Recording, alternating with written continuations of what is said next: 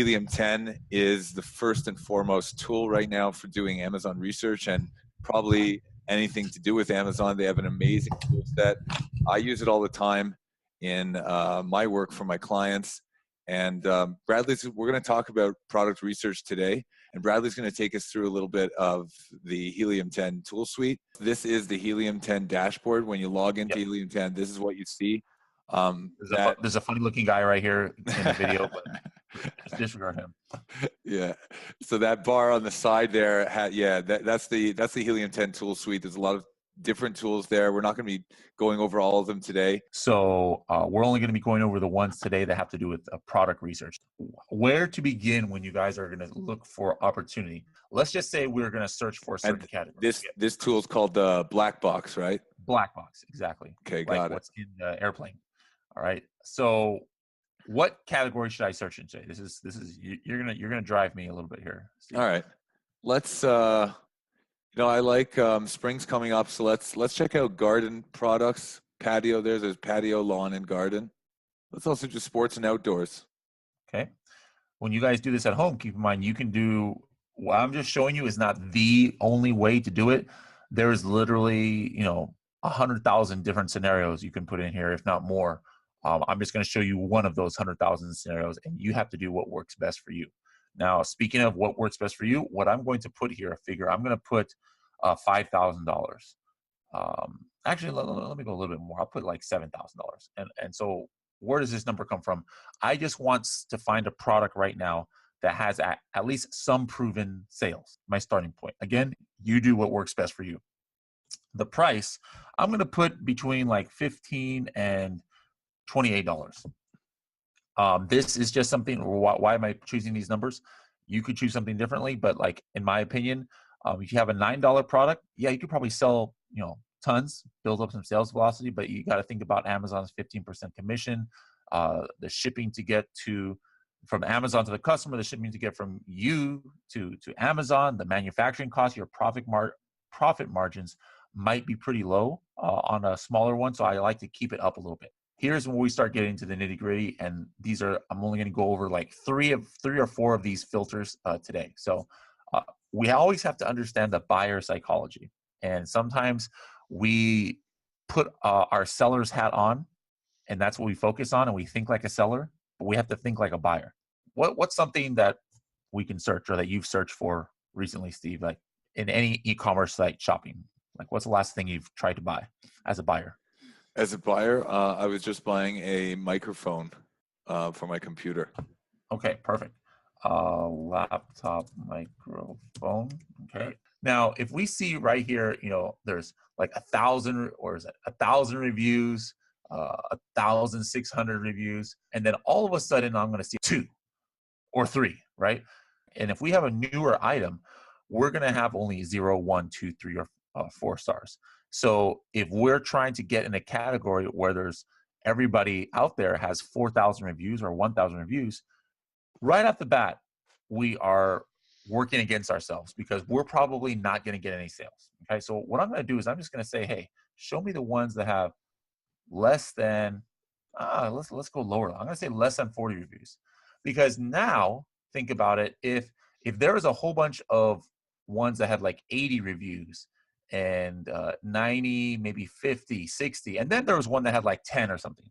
Well, the difference is not as much. The psychological difference in the buyer's mind, they might still prefer the ones that have 50 reviews as opposed to the one that has 10, but the difference is not as big as if you have like 10 versus 1,000 or 2,000. So I want to find, I'm saying black box, show me products that have, like less than 40 reviews. Maybe it's newer.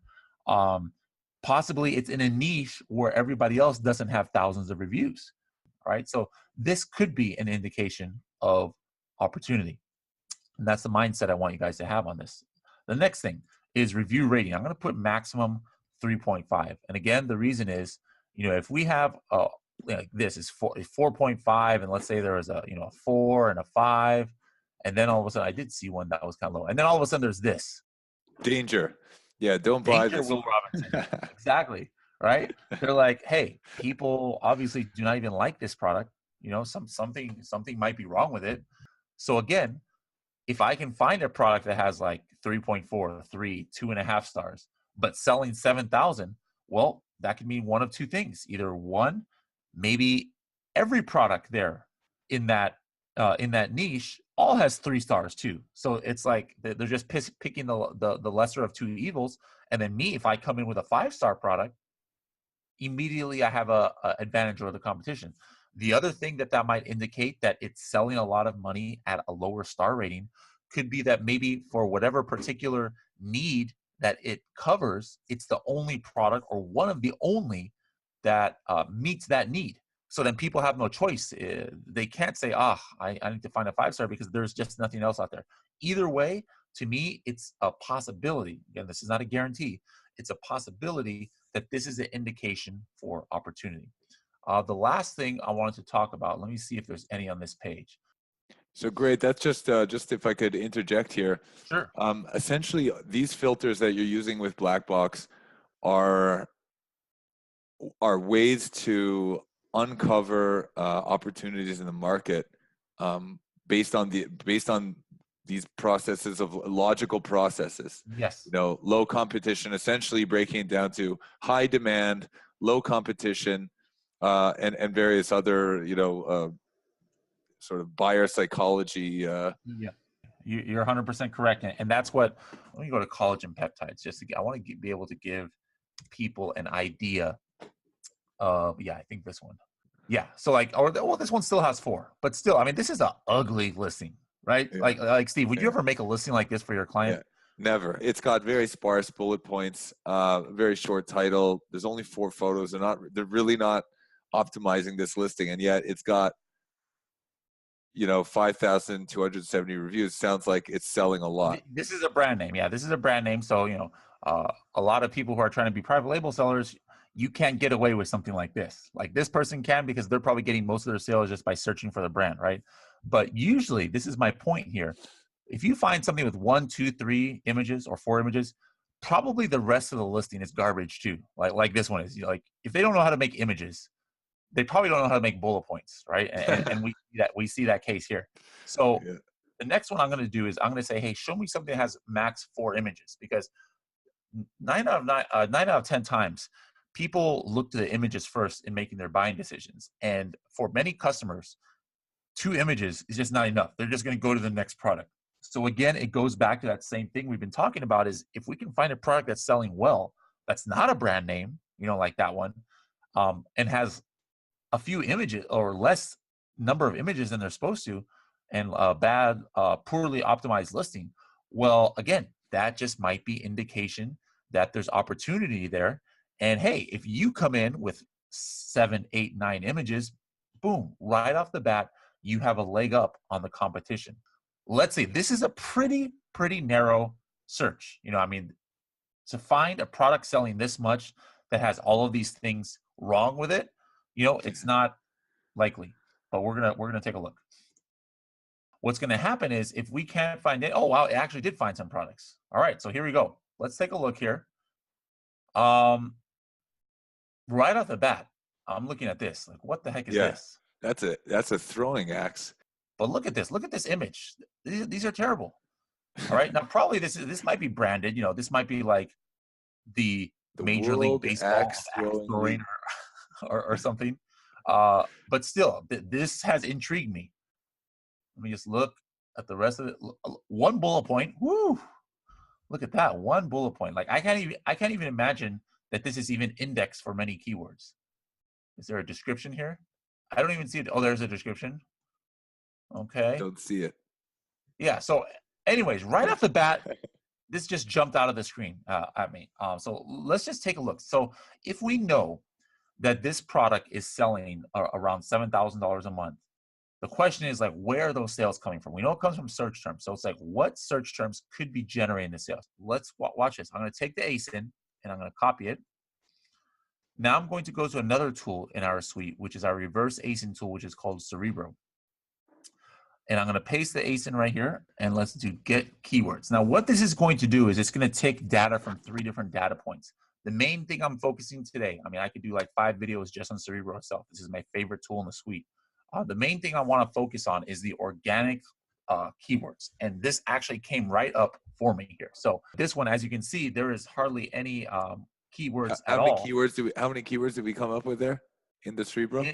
It came up with organically a total of 180. 160. They're not running sponsored ads.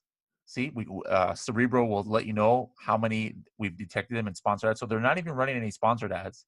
Wow. And Amazon only recommends 134 different keywords, and there's only 56 that it's actually ranking for. All right. So this is just shocking. What I'm going to do is I'm going to say, hey, show me the words that are searched for, let's say at least like 200 times a month. You know, if it's page one, position one, right? Yeah, if it's page one, position one on something that's searched for 10 times a month, well, again, they're not getting many sales from that. It doesn't matter that they're page one, position one. And the second thing that I'm going to do is, where are they ranked on page one from 1 to 20? So this is going to whittle it down now to 15 keywords. Now let's ask that same question we were asking. So here's a word, throwing axe, all right? It's searched for over 10,000 times a month, and they're actually page one, position two. Right. And they're not running ads, so yeah, which is very rare. All right. But so then what's the next step then? We know that this might be probably one of the most important keywords, and now this is the next step. Now, why? And there it is right there, right at the top of the page, just as the last time that Helium checked. So now what are we doing now? What I want to do is, yeah, I know that I can compete against this product because he has a few number of reviews. People have a bad rating on it, and he's selling a lot, right?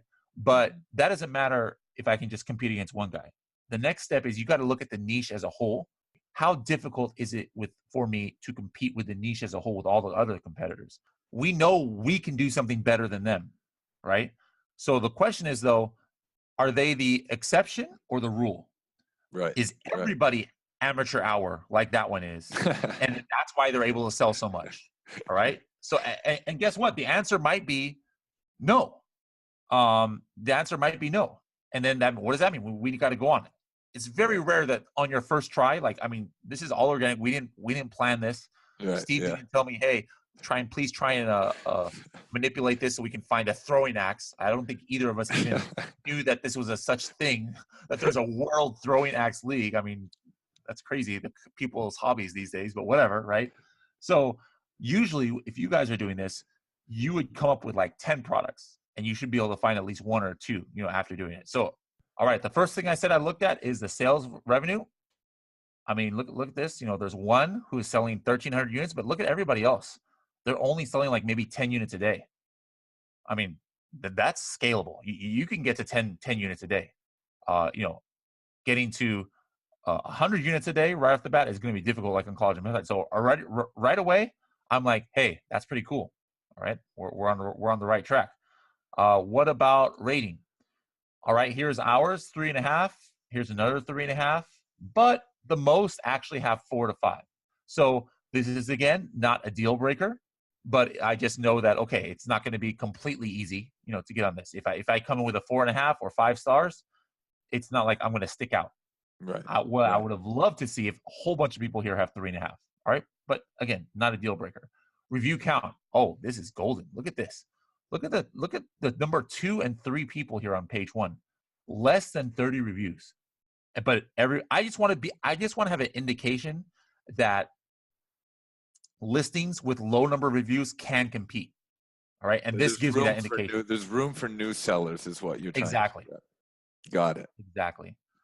What about number of images? Oh, I'm again, number 2 and number 3. This guy has 2 images. This is the one that we had found. This one has 1 image. Here's one that has 2. So right off the bat, or right off the axe, not the bat, but if I come in with a product with 8 images, I'm already better than the organically ranked 2, 3, and 4 ranked person.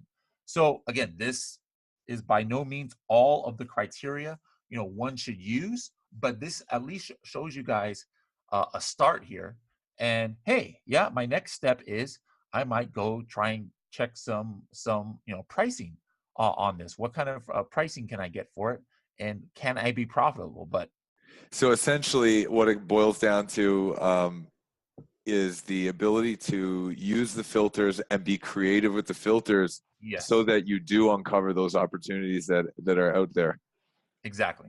I got it. Great. Perfect. All right, guys. And if anybody has any questions, let Steve know, and he'll probably, since he's so smart and he's been using Helium-10 for a while, he probably can answer it. But if you stump the Steve, he'll just reach out to me, and I'll be happy to chime in and help you guys out. Great. Thanks, Bradley. Appreciate it. See it. All the best. Stop recording.